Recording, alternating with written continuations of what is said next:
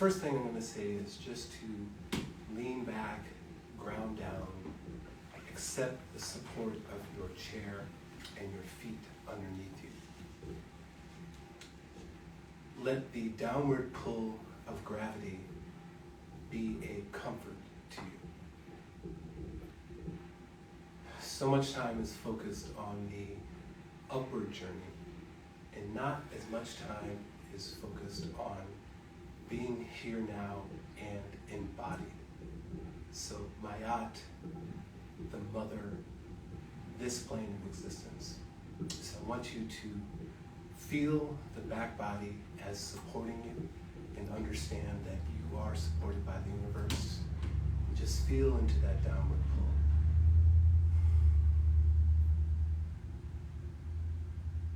And let's just begin to slow everything down.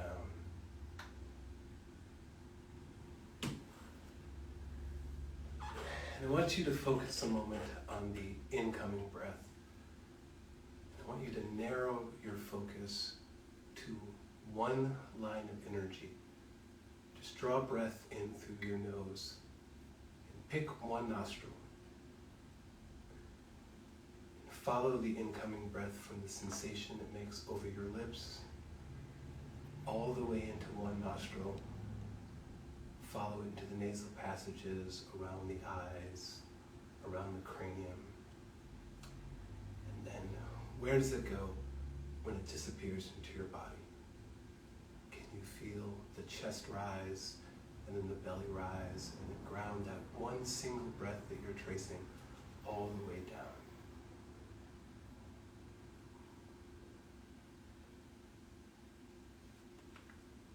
This breath contains the prana, so powerful of a resource that for days we can survive on just the breath alone. So I want you to infuse the incoming breath with gratitude. In the present moment, almost everything that you need is freely given to you. So savor this incoming breath. See how the breath is outlining your energetic configuration. And feel into the configuration of this group, this like-minded people coming together to share their experiences and wisdom. Just feel into that.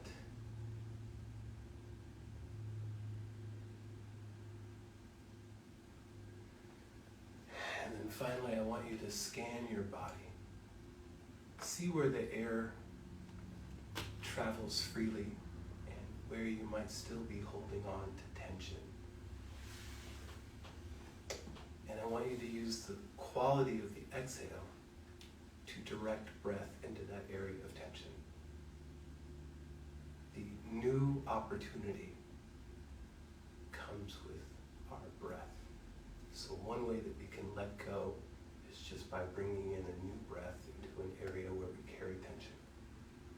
This tension isn't just from repetitive physical movements, it's from repetitive thoughts as well. So where can we find something and let go of it just by breathing in the new breath?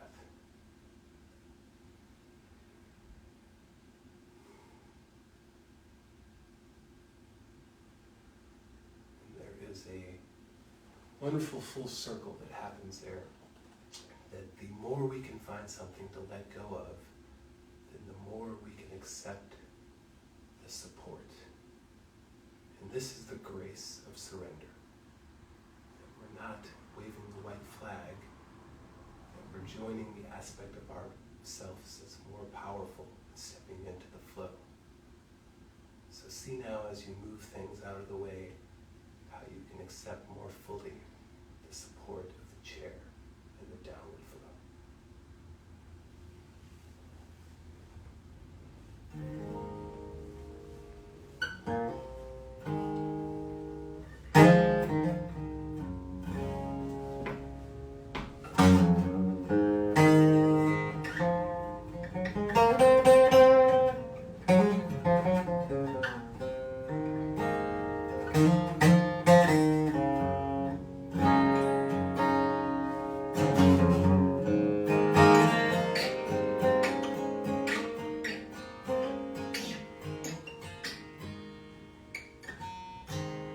If you can just get your mind together, then come on across to me.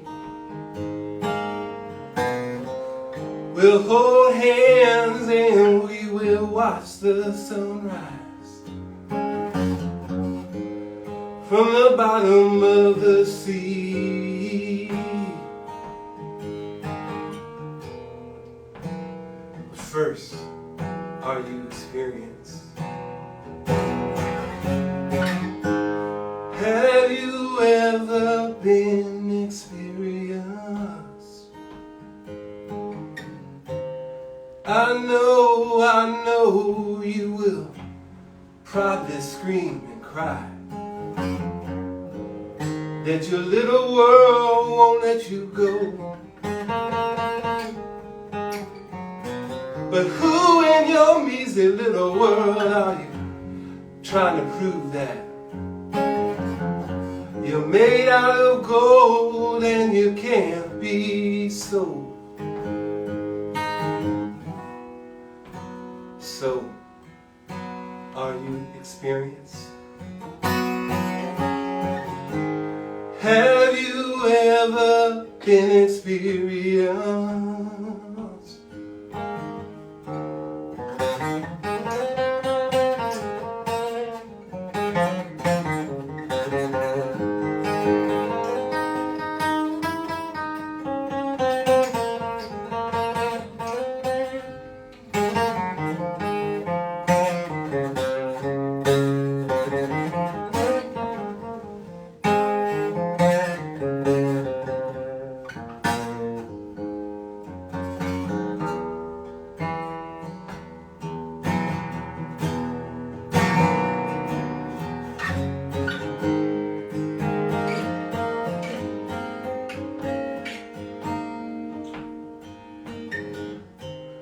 Trumpets and violins I can hear in the distance,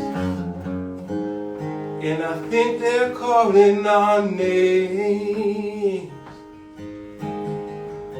And maybe now you can't hear them, but you will if you just take hold of my hand. Oh, but are you experienced? Have you ever been experienced? Have you ever been experienced? Have you ever been experienced? Have you ever been experienced? Well, I have.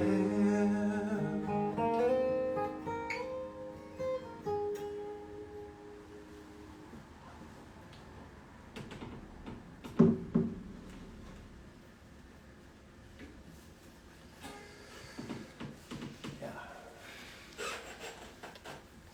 Thank you very much. So, my name is Henry Fields, and I'm going to start this story by letting you know that I am a diagnosed narcoleptic,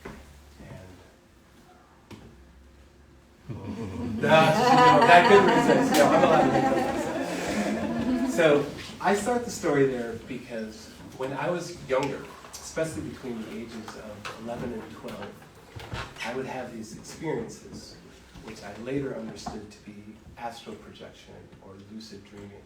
I could not stay within my body because I would be in a waking state and then descend rapidly into REM.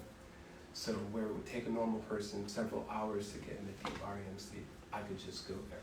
And so as a result of that, I could split my awareness. I would be aware that you'd be like, oh my God, that guy's sleeping in that class, and then skiing in the Swiss Alps at the same time. So I could intuit very deeply that we are multi-dimensional beings because of the experiences that I was having.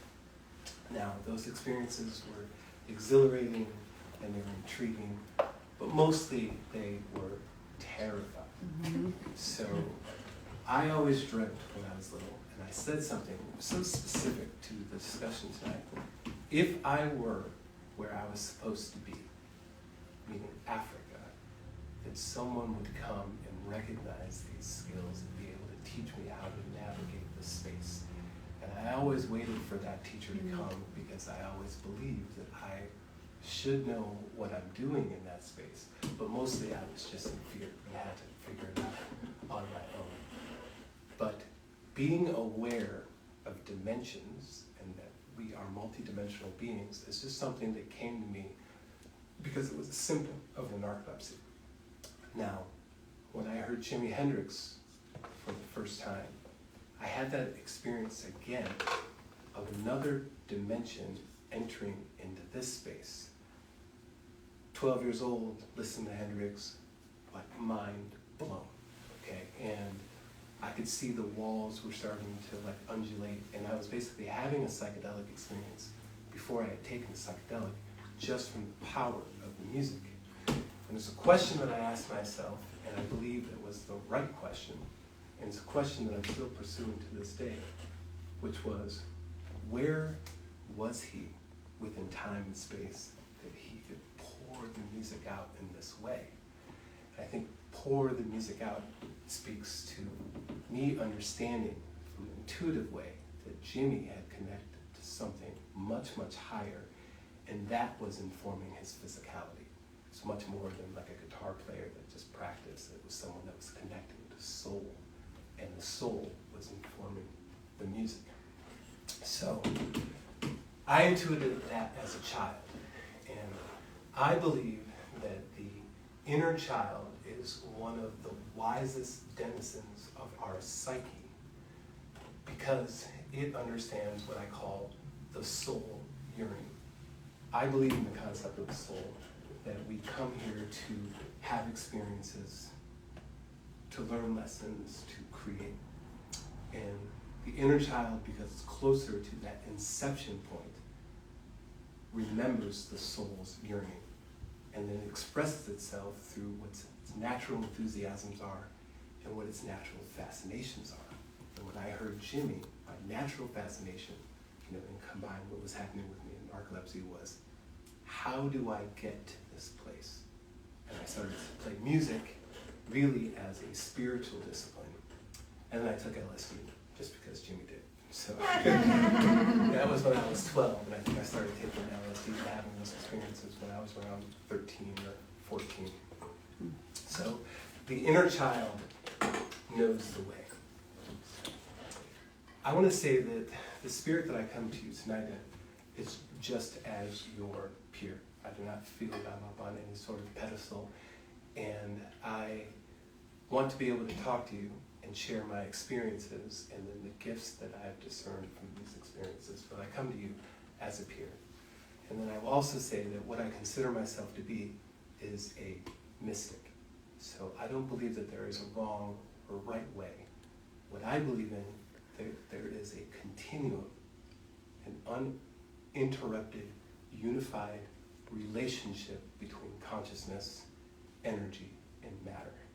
And that the mystic is someone that can put themselves into the center of that experience and start to reclaim some of their sovereignty in order to co-create with that force. Now, if we aren't at the center of that, then we are doomed in a way to just keep repeating the effect of something that we don't know what the cause is. So I believe that inward experience, or navigating from the inside out, is the most effective way to use spiritual tools. So I had a wonderful yoga teacher say there's 4 levels of consciousness. There is to me, to it, through me, and as me. So the to me is the victim consciousness. It's not blaming victimhood.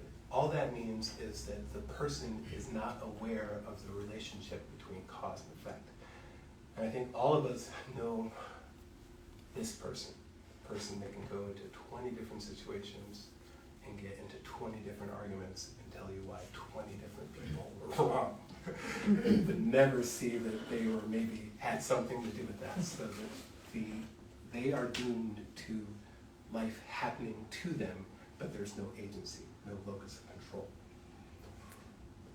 A slight step up in vibration is the to-it mentality. And this person is at least in the game because they understand the relationship between cause and effect. But the game they're playing is manipulation, right? They understand. The advertisers know if I can make you feel like shit about yourself, you're gonna buy something. If I can demean this person, then they're more likely to date me. These sort of games of manipulation that are higher up the rung than the victim consciousness because they are playing the game, but it's manipulation and they externalize their energy because they're still basically saying, in order for me to feel good about myself, I need your approval, right? And I'm going to manipulate in order to get that. And all sorts of codependent, enmeshed in relationships come from that level of consciousness. And then the game that I believe we're playing is the through me. Now, this is when you can take a break from external stimulus in order to have that respite where you can claim your inner sovereignty and start to co-create with that aspect of consciousness that is you expressing your inner divinity. In that dance between consciousness and energy, consciousness is leading the dance and the energy is following. If we're reacting, then we're not in the locus of control. If we find the part that's within us, that's observing, that is consciousness, then we start to enter into the dance, and that's when we are co-created as opposed to just reacting.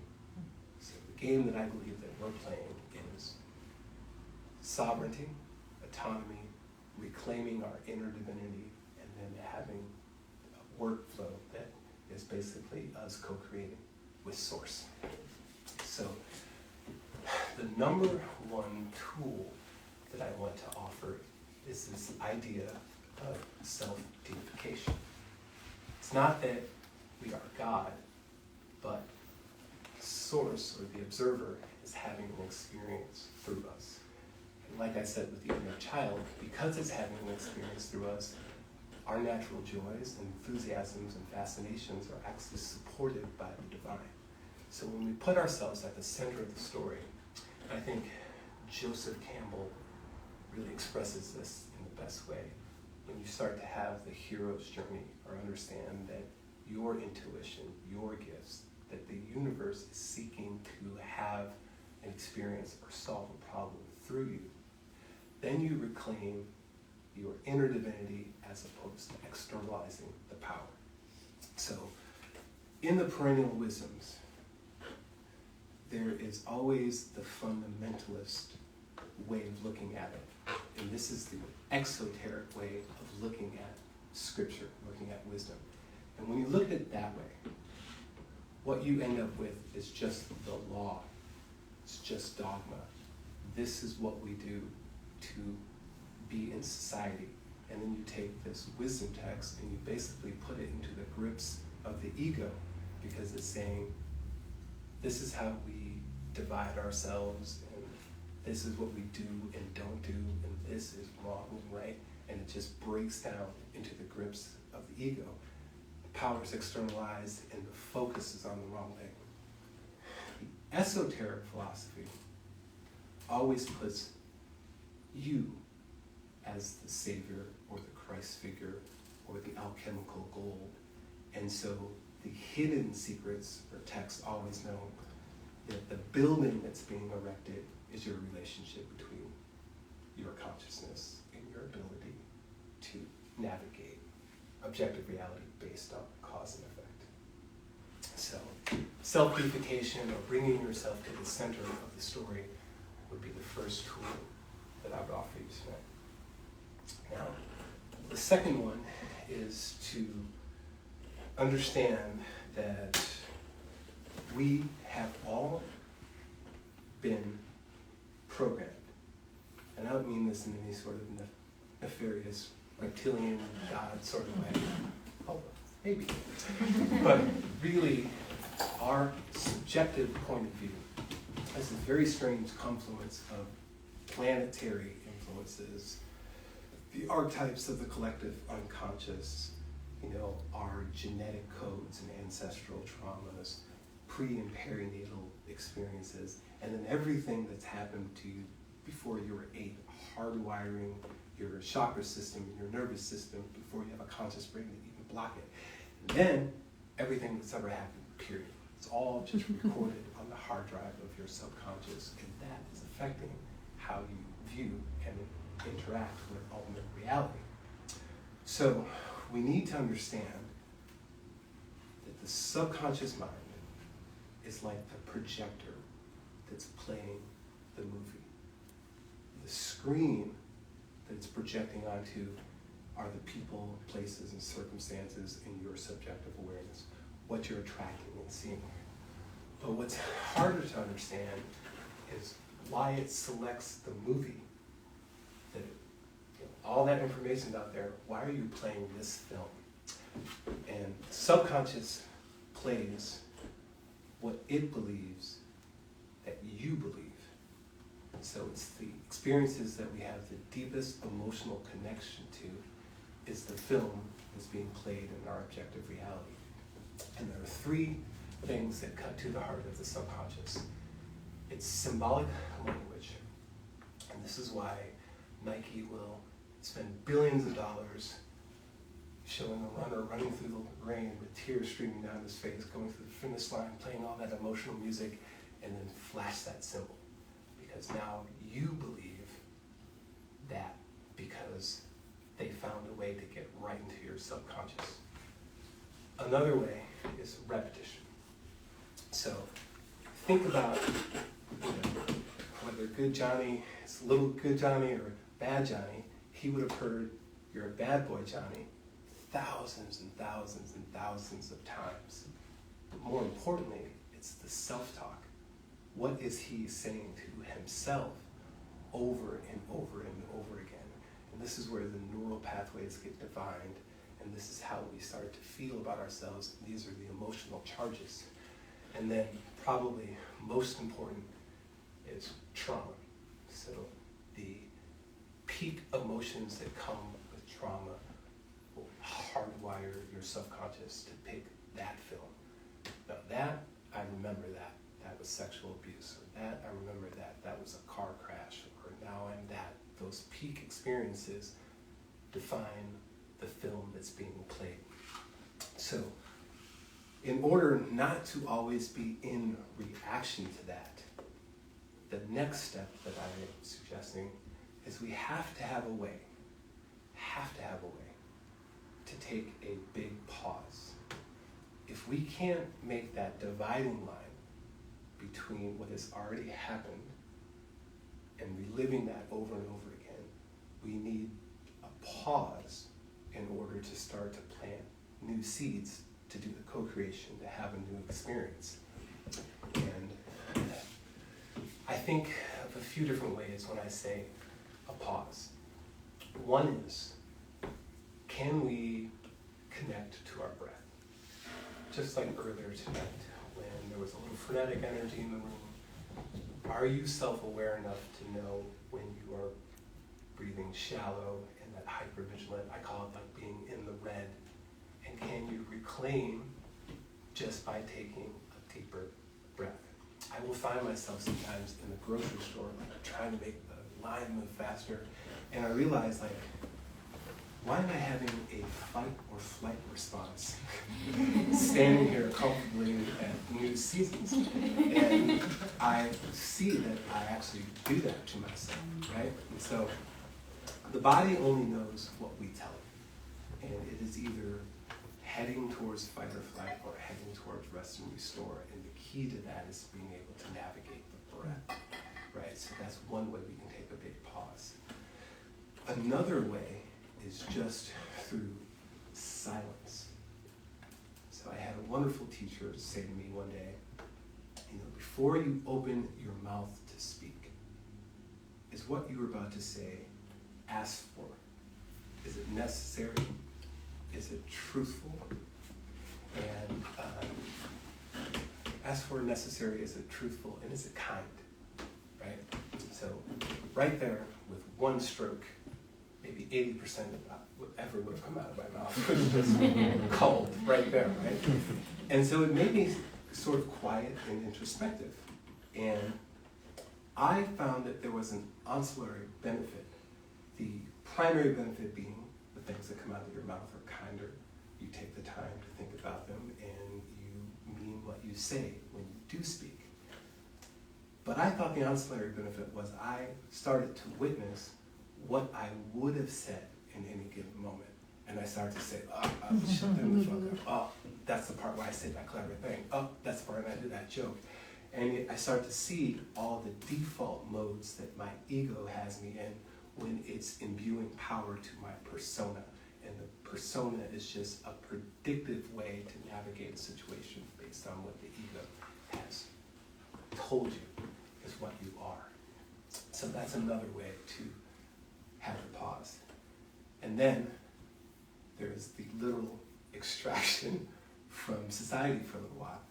Right after I moved here, I guess it's about 5 years ago now, I went to a Vipassana meditation center and I did the 10-day silent retreat. And I have to say that at that time, I was had a daily yoga practice and was meditating all the time.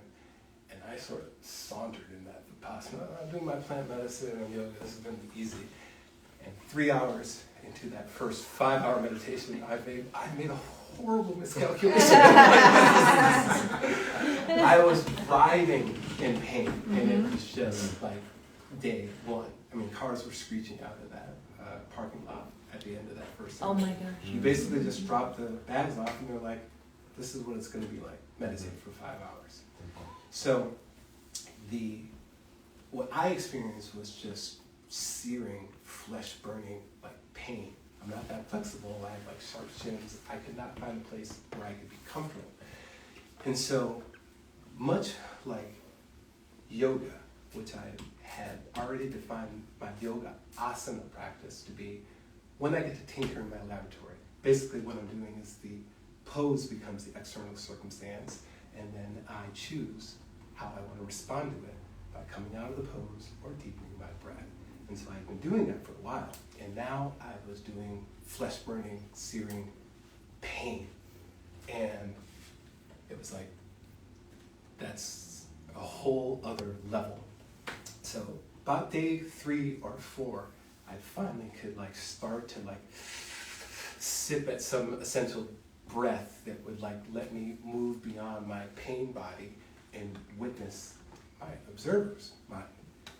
Now what I saw when I would have these intermittent gaps and look down at myself was this like sort of smoke-filled amorphous blob just circling around my head, yelling at me, you should have saved money like your dad told you to. Why don't you have any money? You have belly fat. What are you thinking?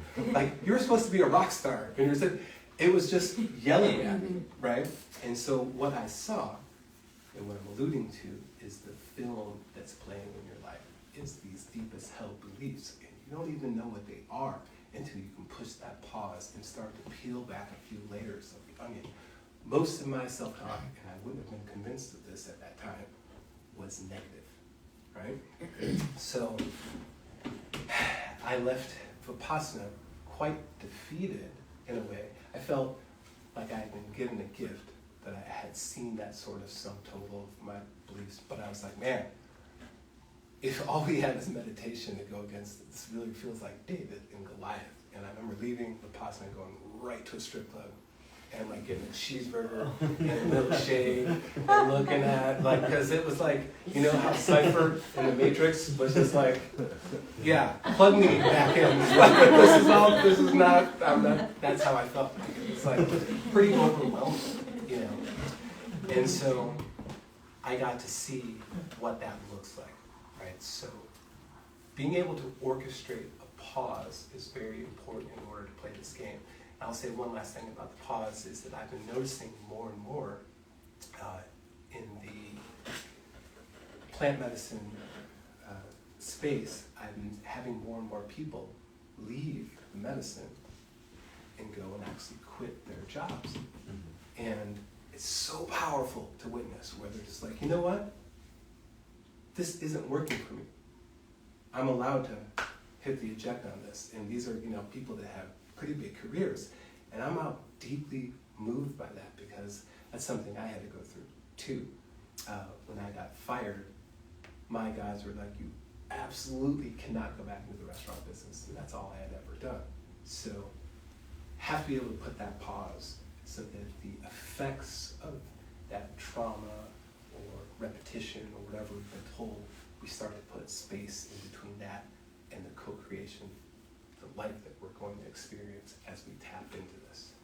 So now, once we have that pause, we use the same tools that were designed it, but we do it with intention. So the symbolic language becomes an altar. The altar is the bridge between the subconscious and the conscious brain.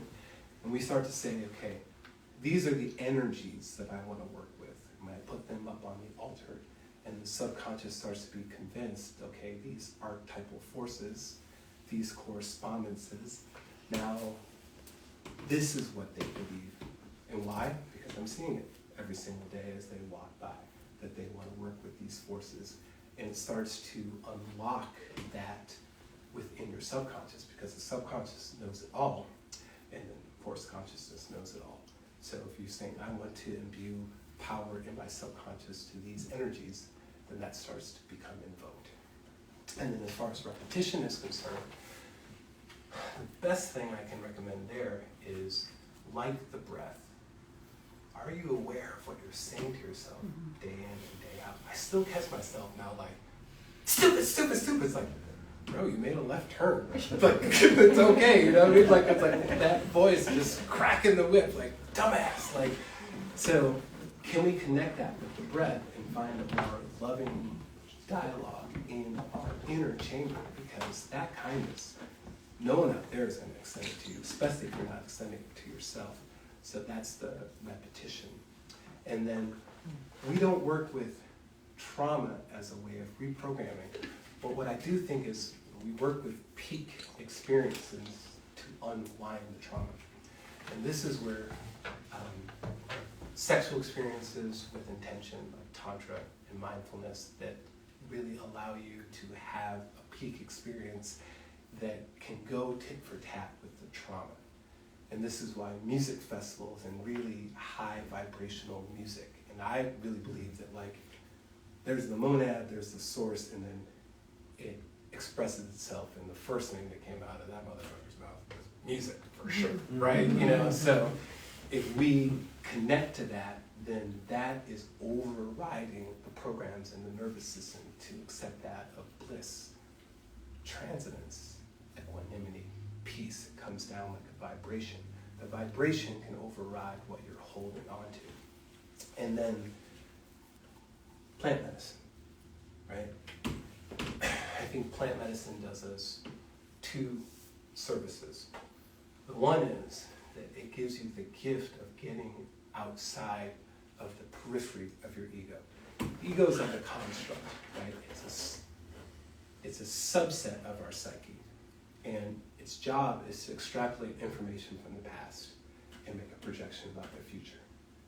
So at its base design, it's just saying, put your hand on the stove that was hot. You're going to remember any stove that looks like that now and not repeat that experience, right? And that's when it's an asset to us. But when it says, you know, in third grade you try to dance and that girl laughed at you, never move your body ever again, which it does. You know, and many people have unexamined places where the ego has set up strongholds in how they're in their current condition based on something that happened a very long time ago. And that's when the ego oversteps its bounds. So plant medicine gives us the gift of being kind of rocket ship beyond that periphery so that we can connect with divinity, but also see where we're navigating with it, like how small the paradigm is. And it gives us faith because now the conscious part, the part that's directing, we can commune with that directly. And I think that we need to be doing two things simultaneously. One is, how does our essential self sound in the internal narrative? And how does it feel in the body, right? So that we can connect to it more directly and move from that space with confidence. And then secondly, it's understanding what's the periphery or the agenda or the container that the ego sets up. Because no matter where you go, it's going to just set up a new periphery, and it's going to get a little bit more subtle each time. So it's not that we're at war with the ego, it's just we need to understand where it believes that we need to be happy. Because the ego is always going to say, if I get this, then I will be. If I get this approval, then I'll be happy. If I get this lover, then I'll be satisfied. If they respect me, then I'll respect myself, right? It's never here in the present moment. And speaking of the present moment, there's one other thing I want to say. So being the large plant medicine experience with intention, right? People ask me, what's the difference between you just taking a bunch of drugs and this plant medicine experience? And I hear them, and I get it. And I think that I'm actually a proponent of both. I think that recreational plant medicine use can be very beneficial because you tap into your creativity. But the difference is, when you make an intention and you want to remedy some of the things that we've talked about, like where am I boxed in? What do I believe about myself? And what can I let go of? The plant medicine is like a ninja. If you set your sail and ask the right question, it's going to navigate right into what you are holding on to.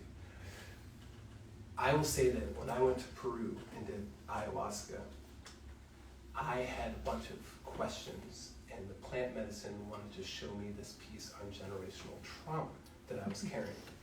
And it did speak to the questions that I was asking the medicine, but never in a million years would I have thought that I was carrying generational trauma. I'm not very race identified, and I was there for 12 nights and 5 ceremonies in 12 days. 3 out of the 5 was just spent on this piece. The medicine was like showing me this floorboards and how I could reach underneath it, and the whole room was just winding back and forth until I understood that I was on the ocean. And it's like, okay, look, and I could see people down there. And then the 3rd ceremony, I was down underneath the hull in this fetal position, all bound up, and I could see, as far as I could see, people in the fetal position and bound up. And then when I realized I was being shown the middle passage, this black oil just came through all the bodies, and that's when I purged. When I had purged like I had never had before. And purging is like this gift when you can just turn an emotion or something you're storing into physical matter and expel it. But I never knew I was carrying it. So it can do that for you. And I wanted to end with this, and that is the one thing that I see over and over again in the medicine space, and the one thing that I am really just like, wow, can it be that simple? Is when people have a full healing, when they leave and they're just like, man, I feel so much better, thank you. 90% of the time, it's about gratitude. It's about gratitude. Gratitude can exist in the present moment, and it's something that we can access so easy because there's so many things to be grateful for. I mean, running water, breath, limbs, friends, right? So many things to be grateful for. And it brings you into the present moment, whereas the ego is always trying to make you despair on your past or live in anxiety of a future that hasn't even happened yet. The present moment is the gift. And with that, I want to say that I'm very grateful for all of you. Thank you.